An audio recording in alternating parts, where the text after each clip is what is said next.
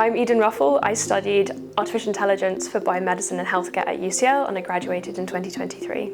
I think what's most unique about the AI for Biomedicine and Healthcare programme at UCL is that it's one of the only courses in London and the UK that specialises at providing a lens into medicine using AI.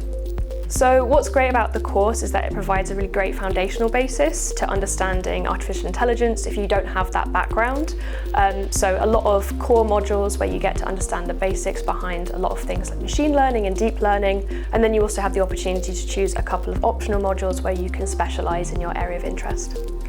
During my undergrad, I studied computer science, and in my final year, I chose an elective module in artificial intelligence, which gave me a flavour as to what career I might go down further down the road. And then after I graduated, I worked as a software developer for a few years, and from there, I realised that I'd quite like to go back into research, so I applied to do my master's project where I got to focus more heavily on artificial intelligence.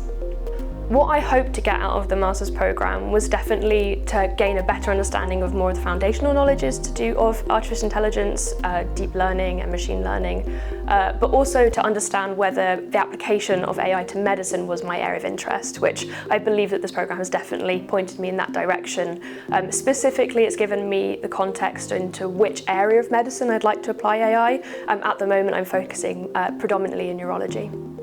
So as part of the master's project, you complete a dissertation, which takes up a large chunk of your time over the second and third term over the summer. My project specialised in looking at lesion deficit mapping, which is understanding the relationship between damage and observed behaviour in the brain. And we did that using generative modelling, which is obviously a nice new technology to approach an old problem.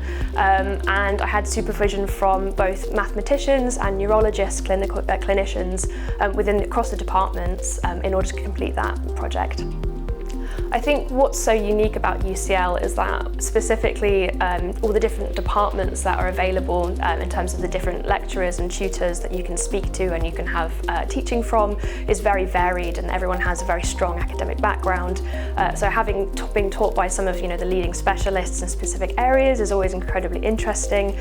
Getting to speak to them about the work that they're also conducting at the moment inspires a lot of people into potentially future research at UCL or outside. I think from my experience, some of my supervisors and personal tutors provided me with a lot of support in my journey in terms of where I wanted to take my career after my master's, providing me with an insight into what the academic world is like and possibly some of the things that I might need to do in order to boost my CV and move towards providing myself a clear path for my next step in my career.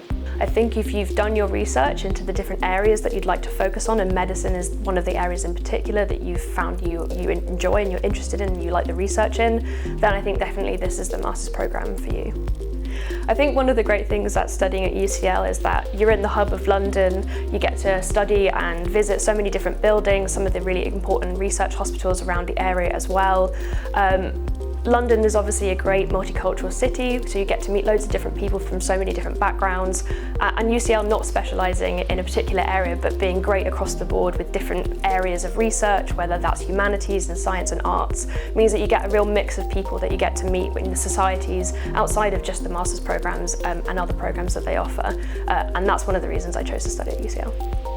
So during the first term of the course, it focuses on providing you a real foundational basis on all of the kind of core parts of AI, machine learning, deep learning. And then in the second semester, you can have a couple of optional modules where you get to choose. For example, they have options on natural language processing, computational modelling for biomedical imaging, various other things as well I'm trying to think of.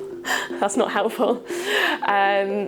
And in the third term, we focus on the programme dissertation, so you get to spend most of the summer working on that. However, as part of the second semester, we also have a preparation module, which allows us to conduct an in-depth literature review, enabling us to have a real strong understanding of our research topic before we start the dissertation. Another great thing about the MSc program is that you don't necessarily have to know your area of interest before you start. There's lots of things that we, as part of the teaching that we're exposed to throughout our journey, specifically in the AI for Biomedicine and Healthcare, we had a module in the first term which allowed us to look at the various different areas that is specifically important to that domain. And then when going on to choose your project, you have a very wide variety of different projects that you can explore, and you can speak to the supervisors of those projects before you're making your decision, and you can go ahead and do your dissertation on that area. One of the other benefits of the MSc program is the sister program, which is the AI for Sustainable Development program, which sits alongside. During the first semester, all of the modules other than the specialised courses are shared across the two programs, so you get the opportunity to meet people from different backgrounds who have different interests. And in the last semester, you have the opportunity to explore projects that cover both subject areas. Obviously, there's a lot of crossover between sustainable development and healthcare topics, so finding a topic that interests you doesn't necessarily have to be completely healthcare based if you have interest in both areas.